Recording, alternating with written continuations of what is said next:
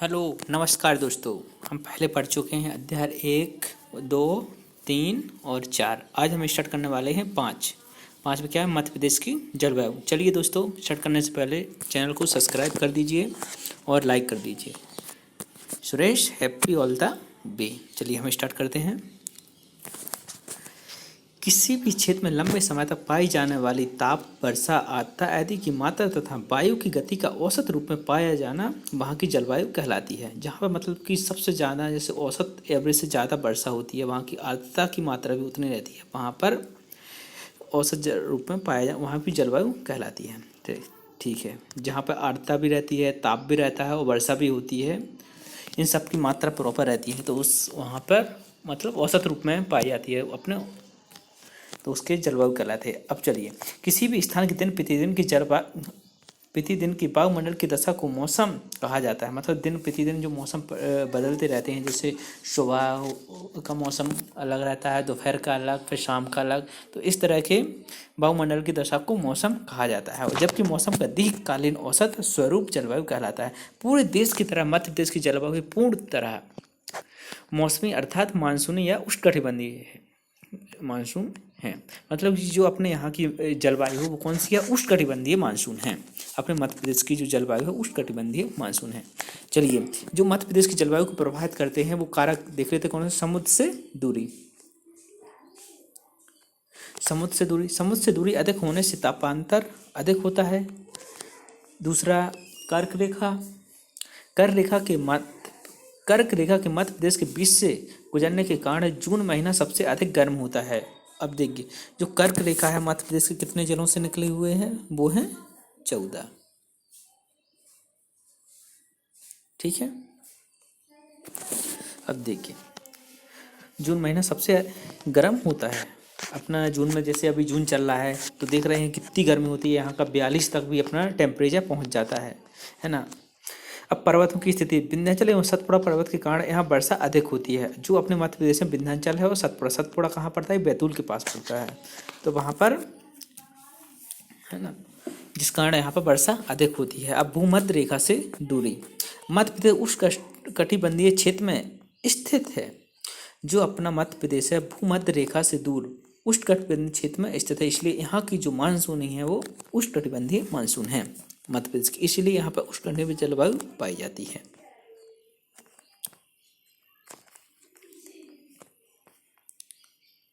अब है जलवायु के आधार पर मध्य प्रदेश का विभाजन। अब जलवायु के आधार पर जो मध्य प्रदेश का विभाजन है वो देख लेते हैं अपन, है ना। वायु के आधार पर मध्य प्रदेश को 4 भागों में विभाजित किया जाता है। उत्तर का मैदान मालवा का मैदान, विंध्य पहाड़ियों का क्षेत्र और नर्मदा घाटी। अब पहला पढ़ते हैं अपन उत्तर का मैदान। ये सब बुंदेलखंड, मध्य भारत तथा रीवा, पन्ना का पठार शामिल है। अब देखिए कौन कौन से हैं इसमें? बुंदेलखंड भी है, मध्य भारत भी है, रीवा भी है और पन्ना का पठार शामिल है। और समुद्र से दूर होने के कारण यहाँ गर्मियों में अधिक गर्मी और सर्दियों में अधिक सर्दी पड़ती है। इस क्षेत्र की जलवायु महाद्वीपीय प्रकार की है। जो जलवायु है यहाँ की कौन सी है? महाद्वीपीय प्रकार के उत्तर में। अब मालवा का पठार देखिए, उत्तर में जैसे अपना कौन कौन सा पड़ जाता है? उत्तर में अपना भिंड, मुरैना, ग्वालियर, इसके बाद अपना टीकमगढ़ भी आ जाता है। इस क्षेत्रों में श्रीपुर ये अपना उत्तर के मैदान में पाया जाता है। अब मालवा का पठार। अब मालवा में अपना कौन कौन सा आता है? रीवा आता है, होशंगाबाद भी आ जाता है रीवा में, है ना। ये मालवा का पठार। यहाँ की जलवायु सम पाई जाती है, अर्थात यहाँ पर ना तो ग्रीष्म ऋतु में अधिक गर्मी होती है और ना ही शीत ऋतु में अधिक ठंडी पड़ती है। यहाँ सबसे अधिक वर्षा अरब सागर के मानसूनों से होती है। जो चीनी यात्री फरहान ने इसे विश्व की सर्वप्रथम जलवायु बताया है। अब देखिए, जो मध्य प्रदेश की जलवायु है, जो चीनी यात्री था फरहान, जो कि किसके दरबार में आया था? अकबर के दरबार में आया था, है ना। जो चीनी यात्री था फरहान, इनके दरबारी कवि था एक फरहान। चलिए, वो विंध्य का पहाड़ी क्षेत्र।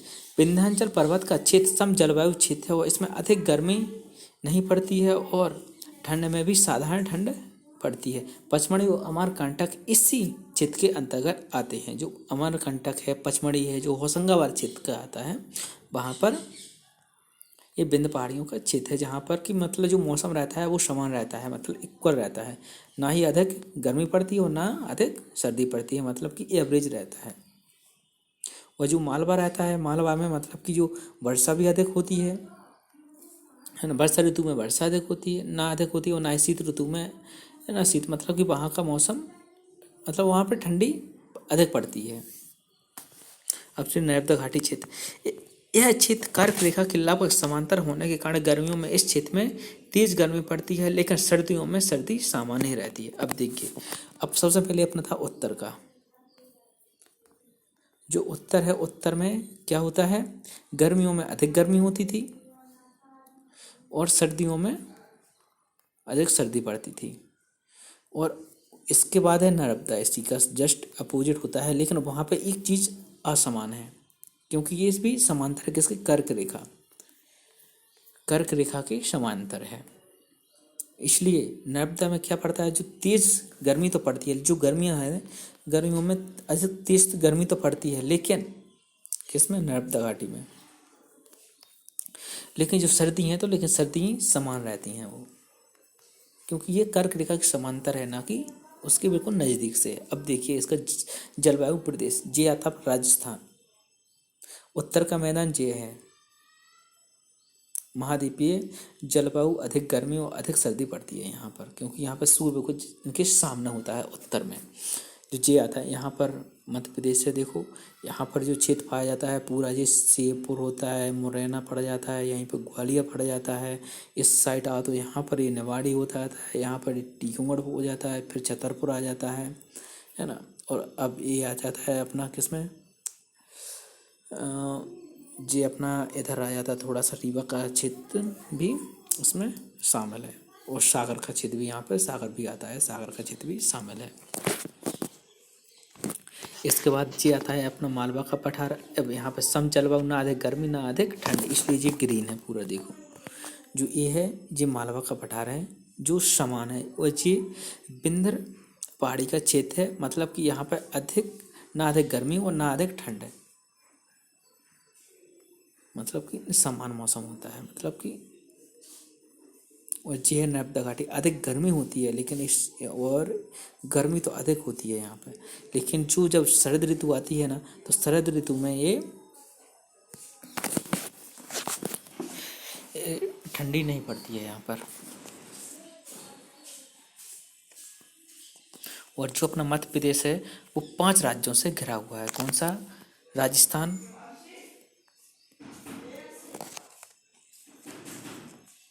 अब पढ़ते हैं मध्य प्रदेश की जलवायु।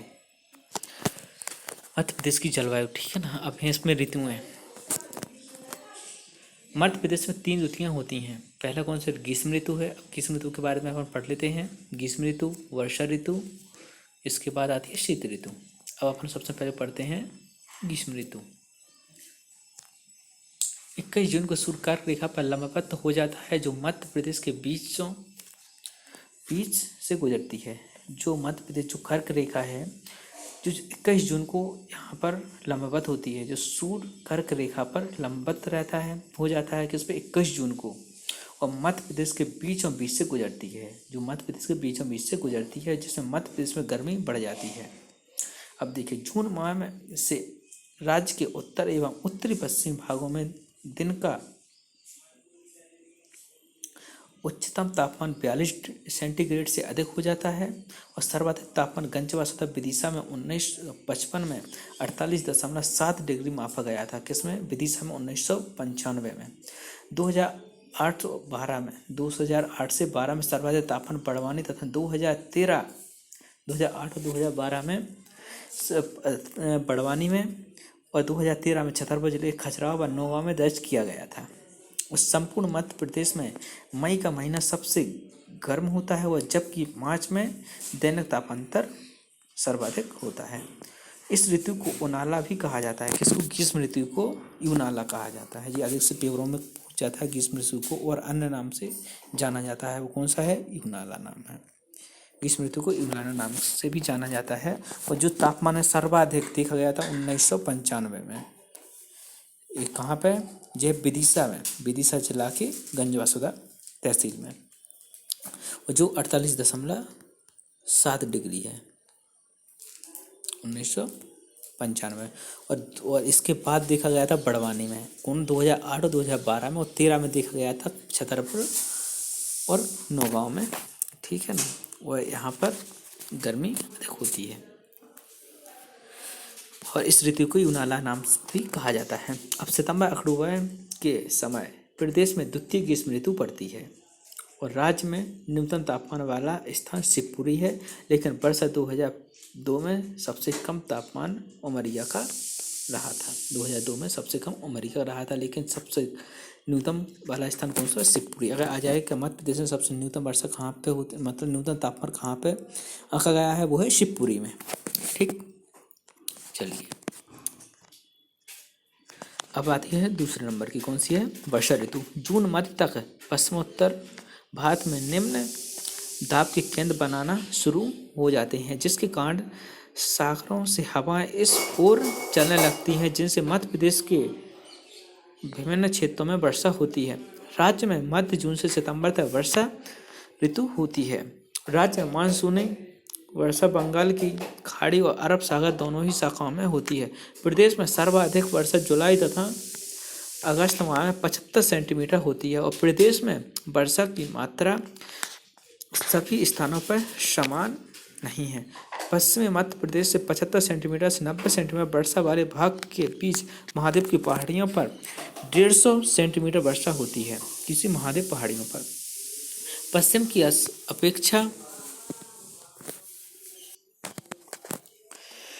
की अपेक्षा औसत 75 सेंटीमीटर पूर्वी मध्य प्रदेश में वर्षा अधिक होती है। पूर्वी मध्य प्रदेश में औसत वर्षा 125 सेंटीमीटर, प्रदेश में औसत वर्षा 112 सेंटीमीटर होती है और सर्वाधिक वर्षा होशंगाबाद के पचमढ़ी में 199 सेंटीमीटर तथा न्यूनतम वर्षा भिंड में 55 सेंटीमीटर होती है। बकीलखंड रीवा बिंद क्षेत्र में अरब सागर तथा बंगाल शाखा का मिलन होता है। इस ऋतु को चौमासा भी कहते हैं। अब देखिए, जो वर्षा ऋतु है उसको क्या बोलते हैं? चौमासा ऋतु। लेकिन सबसे ज़्यादा वर्षा कहाँ पे होती है? पचमढ़ी में। पहले जो पचमढ़ी के अंतर्गत आता था कौन सा? चेरापूंजी, वहाँ होती है, लेकिन अब पचमढ़ी में मापा गया है। इसको कितना है?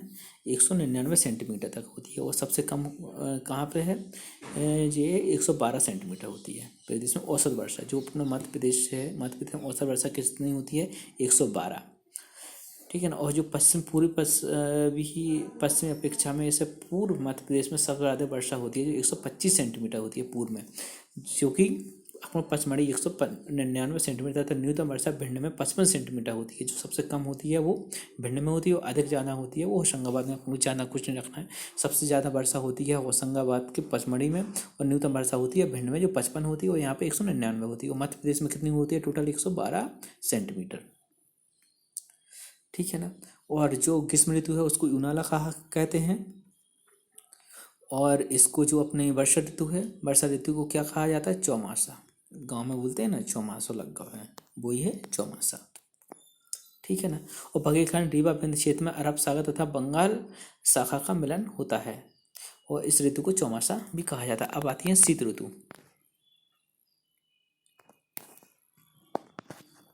कहाँ है शीत ऋतु? शीत ऋतु पढ़ लेते हैं अपन। मध्य प्रदेश नवंबर से फरवरी तक शीत ऋतु होती है और इस ऋतु में सूर्य की स्थिति भूमध्य रेखा के दक्षिण में होती है। अतः मानसूनी हवा उत्तर से पूर्व लौटती हैं, जिससे मध्य प्रदेश का तापमान कम होने लगता है। इस ऋतु में मध्य प्रदेश का औसत तापमान 20.9 सेंटीग्रेड से 26.6 सेंटीग्रेड के बीच रहता है। राज्य में न्यूनतम वर्षा वाला स्थान है शिवपुरी। न्यूनतम वर्षा कहाँ? शिवपुरी होती है, लेकिन वर्षा 2002 में सबसे कम उमरिया में रहा है। इस ऋतु को श्याला भी कहते हैं। किसको? शीत ऋतु को श्याला भी कहते हैं। अब देखिए, जो सर्वाधिक वर्षा होती है वो पचमढ़ी होशंगाबाद के पचमढ़ी में होती है। जो सबसे कम वर्षा होती है वो कहाँ पे होती है? सबसे कम वर्षा होती है अपने भिंड में, 55% होती है, 55 सेंटीमीटर होती है। अब जो अपना तापमान है वो सबसे कम है शिवपुरी में, लेकिन अपना वर्ष 2002 में किस में नापा गया था? उमरिया में। और सबसे अधिक तापमान भी अपना कहाँ पड़ता है? ये ग्वालियर में ही पड़ता है, अपने कहाँ पर? भिंड में। अब इस ऋतु में कुछ वर्षा भी होती है और इस लोग मावट भी कहते हैं। मध्य प्रदेश में ऋतु संबंधी आंकड़ों को एकत्रित करने वाली ऋतु वेधशाला इंदौर में है। अब देखिए, अब बोलते हैं ऋतु को एकत्रित करने वाली जो वेधशाला कहाँ पे है, जो संस्थान है वो है वेधशाला ऋतु। कहाँ पे? इंदौर में, मध्य प्रदेश में। ऋतु संबंधी आंकड़ों को एकत्रित करने वाली संस्थान बोलते हैं या वेधशाला बोलते हैं या प्रयोगशाला बोलते हैं, वो कहाँ पे है? इंदौर में है। और इस ऋतु को क्या बोलते हैं? मावठ भी कहा जाता है। अब मध्य प्रदेश में वर्षा का विवरण। वर्षा की भिन्नता के आधार पर राज्य को निम्न 4 क्षेत्रों में विभाजित किया। अधिक वर्षा वाले क्षेत्र, जहाँ पे 125 सेंटीमीटर से अधिक वर्षा होती है, वहाँ पर कौन कौन से हैं? देखिए, राज्य के दक्षिण पूर्वी हिस्से में औसत वर्षा 125 सेंटीमीटर से अधिक होती है। कहाँ पर? दक्षिण में, दक्षिण पूर्वी हिस्से में। और इस क्षेत्र में स्थित पचमढ़ी, महादेव पर्वत और मंडला, सीधी तथा बालाघाट में अधिक वर्षा होती है। अब आता है, अधिक वर्षा होने का प्रमुख कारण होता है नर्मदा घाटी से आने वाली अरब सागरीय मानसून होती है। जो दक्षिण की ओर आती है वो सबसे कौन सी मानसून होती है? जो अरब सागरीय मानसून होती है।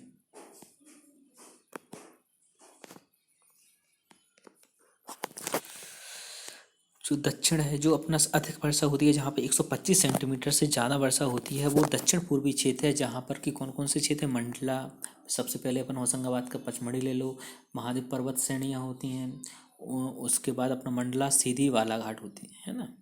वह यहाँ पर कौन सी मानसून होती है? अरब सागरीय मानसून होती है। और जो मध्य प्रदेश की होती है, उत्तर में जो उत्तर के मैदान होती है वो उष्णकटिबंधीय होती है, जो कि कर्क रेखा के समांतर है, जो बीचों बीच से गुजरती है मध्य प्रदेश की कर्क रेखा।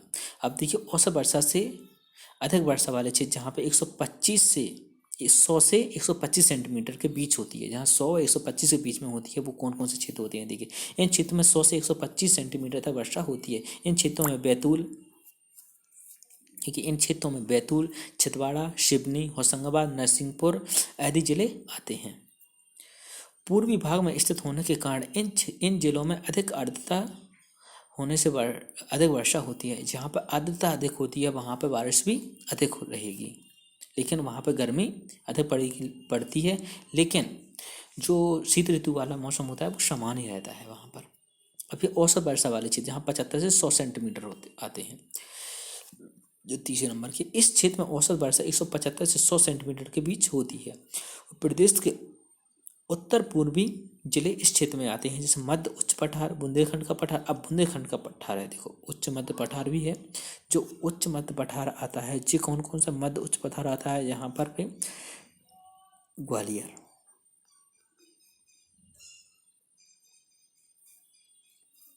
ठीक है ना। अब बुंदेलखंड का पठार, अब बुंदेलखंड में क्या आते हैं? अब ग्वालियर के अंतर्गत देखो मुरैना भी आता है, भिंड भी है, श्योपुर भी है ना, और ग्वालियर है ही। अब देखिए, अब इसमें आते हैं अपन बुंदेलखंड। बुंदेलखंड में कौन कौन से आते हैं? सागर, जो कि संभाग है ना। अब इस सागर के अंतर्गत देखो, अब सागर के बाद छतरपुर, टीकमगढ़,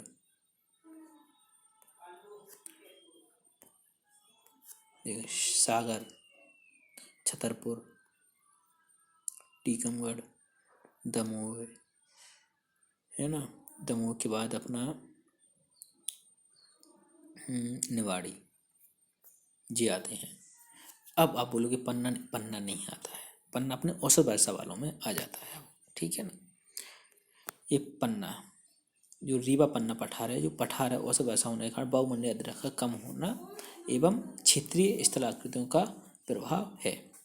अब कम वर्षा वाले, मतलब कि 50 से 75 सेंटीमीटर वर्षा होती है, वहाँ पर राज्य का पश्चिमी क्षेत्र निम्न वर्षा वाला क्षेत्र है, जहाँ औसत वर्षा 50 से 75 सेंटीमीटर होती है।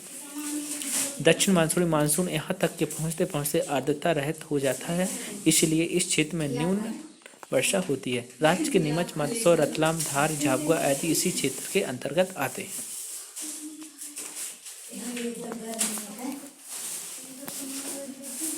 देखिए, औसत वर्षा, ये है अपना औसत वर्षा वाला क्षेत्र, ये है कम वर्षा वाला क्षेत्र जो पश्चिम की ओर है, और ये आता है अपना मतलब कि अधिक वर्षा वाला क्षेत्र, छत्तीसगढ़ वाला एरिया